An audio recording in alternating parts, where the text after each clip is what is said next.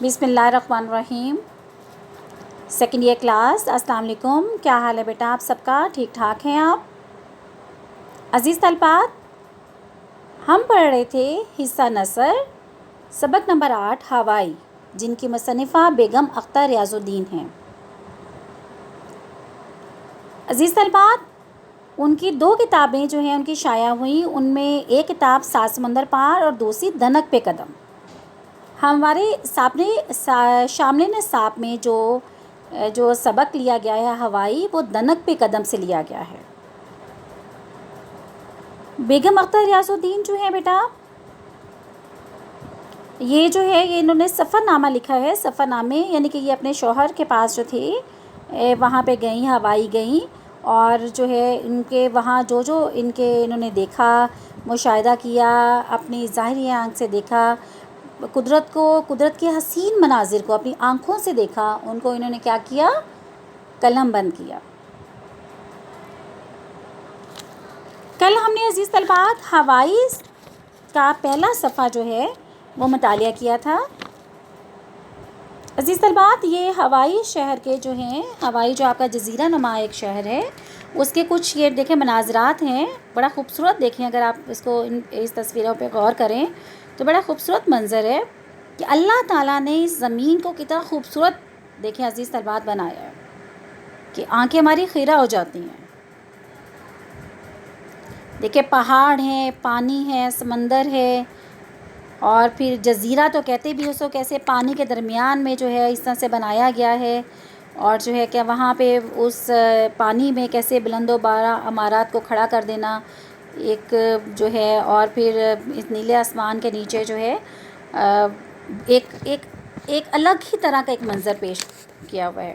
اس کی بیٹا ڈیٹیل میں جو ہے اس پورے ملک، یہ جو ایک چھوٹا سا ایک ریاست ہے، اس کے بارے میں یہ دیکھیں ایک صفحے پہ پوری ڈیٹیل ہے کہ ہوائی ریاست جو ہے کہ وہ جو ہے اس میں کتنی اس کی جو ہے سٹی جو ہے کتنے کلومیٹر ہے، زمین کا رقبہ کتنا ہے، آبی رقبہ کتنا ہے، اس کی بلندی کتنی ہے، وہ ڈیٹیل میں اس کے یہاں پہ ہے۔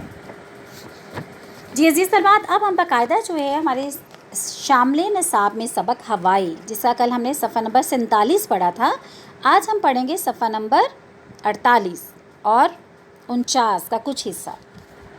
جی عزیز طلبات، صفحہ نمبر 47 میں ہم نے پڑھا کہ کس طرح جو ہے بیگم اختر ریاض جو ہیں اپنے شوہر کے پاس جو ہیں جانے کے لیے سفر اختیار کرتی ہیں۔ ان کی ایک دوست ہے، وہ ڈرا دیتی ہے کہ ایک پانی میں سفر کرنا، یعنی کہ آپ اوپر کتنے گھنٹوں کا سفر کریں اور نیچے صرف پانی ہی پانی ہو، تو وہ اس سے پہلے تو خوفزدہ ضرور ہوتی ہیں، لیکن آہستہ آہستہ ان کا ڈر جو ہے وہ ختم ہو جاتا ہے۔ اس میں بھی دیکھیں شروع کے 2 سطروں میں یہی بات کی گئی ہے کہ جو ہے میں نے اتنے خوشگوار 6 گھنٹے کبھی نہیں گزارے، یعنی کہ سارا سفر آسمانوں میں ریشم کی طرح سر کرتا گزر گیا۔ سارا سفر آسمان میں ریشم کی طرح سر کرتا گزر گیا، یعنی کیا مطلب اس کا عزیز طلبات؟ نہایت آرام سے گزرا۔ اور وہ کہتے ہیں اتنے خوشگوار 6 گھنٹے میں نے کبھی بھی نہیں گزارے جتنے یہ گزرے تھے۔ اب جزیرہ ہوائی کی جو ہے، اب اگر دیکھیں رات کو 10:30 بجے ہمارا جہاز، وہ کہہ رہی ہیں ہوائی کے دارالسلطنت ہونولوک میں اترا۔ ٹھیک ہے، اب میاں کو تار دے دیا گیا تھا، امید تھی کہ اب انہوں نے ایک امید لگائی کہ میاں کو کیونکہ تار بھجوا دیا تھا تو وہ ہوائی اڈے پہ موجود ہوں گے۔ جزیرہ ہوائی کی ایک رسم جو ہے، وہ کہتے ہیں ایک پرانی رسم چلی آ رہی ہے کہ وہاں ہر آنے والوں کو پھولوں کے حسین گجروں سے اس کا استقبال کیا جاتا ہے۔ اس لیے ان کے خیال میں جو کہ بیگم اختر ریاض الدین بیگم اختر کے دل میں کیا خیال آیا کہ جب یہ ایئرپورٹ پہ پہنچیں گی تو ان کے جو میاں ریاض الدین ہیں وہ بھی ایسا ہی کریں گے، لیکن معاملہ اس سے برعکس ہو گیا۔ جب وہ وہاں پہ پہنچی تو حسب ملک غائب، رات کا وقت تھا، اب ان کو پتہ نہیں تھا کہاں جانا ہے۔ اب جناب جو ہیں پھر اب کہ ہوائی یونیورسٹی میں فون کیا تو انہوں نے کہا کہ ایسٹ ویسٹ سینٹر جو ہے اسے پوچھو۔ اتنے میں جو ایک ٹیکسی آ گئی، وہاں پہ جو اسے کہا وہاں میں لے جاتا ہوں، آگے تھا جی بیٹا وہاں پہ لے جاتا ہوں۔ اس کے بعد جو ہے ہائی رائز ہاسٹل تک پہنچے تو اونچی اونچی عمارات جو تھیں بتیاں جل رہی تھیں، یعنی کہ طلبہ جو تھے پڑھ رہے تھے، لیکن ہمارے میاں جو تھے وہ ندارت کا مطلب کیا ہے، بالکل غائب، یعنی کہ وہاں پہ ہے ہی نہیں تھے۔ اب کیا ہوا، غصہ اور پریشانی دونوں مل گئے نا۔ اب وہ یہ سوچ رہی تھی کہ وہ تو سوچ رہی تھی کیا جی کس سے ان کا استقبال ہوگا؟ گجروں سے. اور یہاں پہ کیا ہو رہا ہے؟ یہاں تو میاں ہی نہیں ہے. رات کے 12 بجے اب 3 مہینے بعد بیوی آئی ہے وغیرہ وغیرہ. اتنے میں ایک کار جو تھی لڑکیوں سے لدی پھندی چیختی چلاتی آ کر رکی. انجان شکلیں تھیں. انہوں نے کیا کیا؟ انہوں نے ان کے گلے میں ہار ڈالے. پیچھے ایک اور کار ہے، اس میں گٹار پر کچھ نوجوان ہوائی کے گیت گاتے ہوئے اترے. اور ان نوجوانوں میں چھپے ہوئے کون تھے؟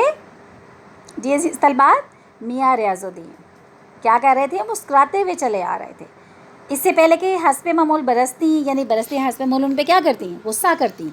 لیکن ان کی سہیلیوں نے کیا سمجھائی ان کو بات؟ کہ تار پڑنے میں غلطی ہوگی، کیونکہ ہوائی کا وقت جاپان کے وقت سے 24 گھنٹے پیچھے ہے، اس لیے اکثر تاریخوں میں گڑبڑ ہو جاتی ہیں. پھر انہوں نے کیا کیا؟ اب کیا ہوا؟ اب جو تھا سارا غصہ جو تھا وہ ایک طرف. ہم نے چل کے کہا اصل گڑبڑ کہاں سے شروع ہوئی؟ اصل گڑبڑ تو ہماری شادی کی تاریخ سے شروع ہوئی تھی. بہرحال خدا کا شکر ادا کیا، ٹیکسی والا کا شکر ادا کیا. پھر کہاں پہ روانہ ہو گئے؟ گھر روانہ ہو گئے. جی عزیز طلبات، آپ دیکھیے جب گھر پہنچے، مجھے آپ وہ کہہ رہی ہیں کہ جب میں گھر پہنچی تو مجھے کیا تھا؟ مجھے تھا شوق کہ میں گھر دیکھوں. لیکن جو میاں صاحب تھے، ریاض الدین صاحب تھے، وہ کس بات کو کیا کر رہے تھے؟ ٹال مٹول رہے تھے نا، منع کر رہے تھے. نہیں کوئی بات نہیں، تم صبح آرام سے دیکھ لینا. ابھی کمروں میں ہی اب وہ کیا ہوا کہ ابھی کہتے ہیں ابھی کمروں میں بتی مت جلانا. اور اس کی وجہ سمجھ میں آئی انہیں، جب گھر کے ہر کونے میں انہیں کیا امن و کوڑا اور گرد و غبار دیکھا. ہر دروازے سے میلے موزے، رومال، جیب سے تھیٹر، سینما، فلور شو کی پرچیاں، ریس گاری، پینٹری کہتے ہیں بیٹا، باورچی خانے سے ملحق جو یا الگ کھانے پینے کی چیزیں یا برتن رکھنے کی جگہ کو. اب میں 5 دن سے برتن بغیر دھلے پڑے ہوئے تھے. میاں بجائے جو تھے برتن دھونے کے نئے برتن کیا کرتے تھے؟ نکال کر استعمال کر رہے تھے. اس طرح درجنوں موزے، رومال، بنیان خرید ڈالتے تھے، پرانے دھونے نہ پڑے انہیں. بہرحال رات کو 2 بجے تک ادھم مچتا رہا. ہمسائے کی گرج آواز آئی. اب ہمسایہ ان کا کون تھا؟ ایک مشہور پہلوان تھا. ٹھیک ہے. اب اس کے کہنے پر جو ہے وہ کیا ہوا؟ تمام لوگ جو تھے وہاں سے چلے گئے. 2 منٹ کے بعد سب لوگ غائب ہو گئے. اور خیر ہم بھی ہارے ہوئے تھے، یعنی کہ تھکے ہوئے تھے اتنا سفر کرنے کے بعد. تو ہم نے کیا کیا؟ واللہ عالم، اللہ بہتر. اللہ اس کا مطلب کیا ہے؟ اللہ بہتر جانتا ہے. ہم نے بھی اب کیا ہوا؟ میاں کہاں جا چکے تھے؟ میاں دفتر جا چکے تھے. اب جب صبح اٹھے تو میاں کہاں جا چکے تھے؟ دفتر جا چکے تھے. اب کہتے ہیں جب صبح اٹھے تو میاں دفتر جا چکے تھے. اب کیا ہوا؟ اس لیے کام کا پتہ ہی نہ چلا. اب آٹے دال کا باؤ معلوم ہوا. آٹے دال کا باؤ معلوم ہونا عزیز طلبات، حقیقت حال واضح ہونا. اب میری بیٹی ناز اور میں نے کمر کس لی. اب یہاں پہ عزیز طلبات ایک بات ہے خیر کہ یہاں پہ بیٹی کا نام بتا رہی ہیں وہ ناز. اب ہم نے کیا کر لیا؟ تیاری کر لی. کس بات کی؟ کہ سارا دن گھر کی صفائی اور لنچ جو ہے قریبی ہوٹل میں جا کر کھایا. یعنی سارا دن انہوں نے جو حال وہ پیچھے ہم آپ کو بتا چکے ہیں نا پچھلے صفحے پہ، کہ وہ کس طرح سے پورے گھر کا حال جو تھا وہ بگڑا ہوا تھا. اور وہ جو تھے انہوں نے کس طرح سے گھر کا جو ہے اس کو نہ کپڑے دھو کے رکھے ہوئے تھے، نہ برتن تھے. ہر وقت ہر طرف جو تھا آپ یہ کہہ لیں کہ بہت بری حالت تھی گھر کی.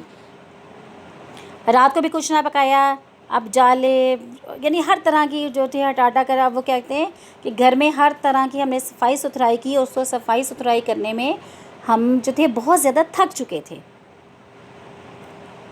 ٹھیک ہے. اب شام کو ہم نے کیا کیا؟ ہم نے شام کو جزیرے کا اولین سا معائنہ کرنے کار میں گئے. یعنی کہ شروع میں اب کیا چلے ہم دیکھیں تو صحیح ہے جزیرہ نمائی ہے، جزیرہ کیسا ہے. اب کہتے ہیں ڈلتے سورج میں بحر الکاہل کروٹیں بدل رہا تھا اور اچھا عزیز طلبات ایک بات کا خیال رکھے گا، اس صفحے میں یہ جو ہم اب پیراگراف پڑھ رہے ہیں یہ، اور اس کے بعد یہاں کے کوساروں نے اس جزیرے کے گول چہروں کو ایک نیا یہ، اور اگلے دن ہم نے سب نے جو ہے ہنوم آبے پر پکنک بنائی. یہ جو ہے یہ پورا صفحہ جو ہے تقریباً جو ہے اس سے پہلے جو 2-3 پیراگراف چھوٹے چھوٹے ہیں یہ بہت اہم ہے امتحانی نقطہ نظر سے. اب یہ کہہ رہے ہیں کہ شام کو ہم جزیرے کا اولین معائنہ کرنے کار میں گئے. ڈھلتے سورج میں بحر الکاہل جو تھا وہ کیا کر رہا تھا؟ کروٹیں بدل رہا تھا. اب یہاں پہ جو ہے اور چاروں طرف زمرد کی آمریت مستحکم ہو چکی تھی. زمرد کی آمریت کا مطلب کیا ہے بیٹا؟ ہر طرف سبزہ ہی سبزہ تھا. ہر طرف سبزہ ہی سبزہ تھا. حد نظر یعنی جہاں تک آپ کی نظر جا سکتی تھی سبزہ ہی سبزہ. یوں احساس ہوا کہ جزیرہ आवाहूब में कौन मश कायनात नए सिरे से शबाब पर आई हो। उसके नन्हे मुन्ने रकबे में फितरत का हर रंग जो था वो क्या हमें अलग ही नज़र आ रहा था। हर रंग जो था, हर अंग पाया जाता था। इसमें जो है फितरत का हर रंग, हर अंग पाया जाता था। अब अजीज़ तलबा, हर रंग और हर अंग का मतलब हर किस्म के या तमाम किस्म के, हर किस्म के या तमाम किस्म के। समंदर यहाँ अमीक तर होता चला गया। यहाँ पे समंदर अमीक तर में अजीज़ तलबा गहरा, ज़्यादा गहरा होना। ये जनूबी यूरोप के आबी किनारों से ज़्यादा नीला और चमकीला है। दोपहर के वक्त इस नीलम की भड़क आंखें खीरा कर देती हैं। आंखें खीरा का मतलब आंखें चुंधिया देना। मैंने वजदानी हुस्न में इस तरह डूबे हुए साहिल बहुत कम देखे हैं। अब ये कौन मुशाहिदा कर रहे हैं अजीज़ तलबा? जी, बेगम अख्तर रियाज, जो घर की सफाई सुथराई करने के बाद कहाँ पे जाती हैं? उस जजीरे पे जाती हैं और उसका मुशाहिदा करती हैं और फिर उसके हुस्न में क्या हो जाती हैं? खो जाती हैं। और वो क्या कह रही हैं कि मैंने इस वजदानी हुस्न में डूबे हुए साहिल बहुत कम देखे हैं। ठीक है, और उसके बाद जो है यहाँ के कोहसारों ने जजीरे के गोल चेहरे को नया जाविया बख्शा है। और ये कहीं संगलाख है। संगलाख क्या किसे कहते हैं बेटा? पथरीले को। और कहीं जो है इतने सब्ज़ अज़ली बरसातों का रैन बसेरा मालूम होते हैं। अज़ली बरसातों का रैन बसेरा का मतलब हमेशा से बरसने वाली बरसात का ठिकाना। जी बात, ये आज का लेक्चर है। इंशाल्लाह बाकी जो है हम कल के लेक्चर में इस सब को पूरा करेंगे।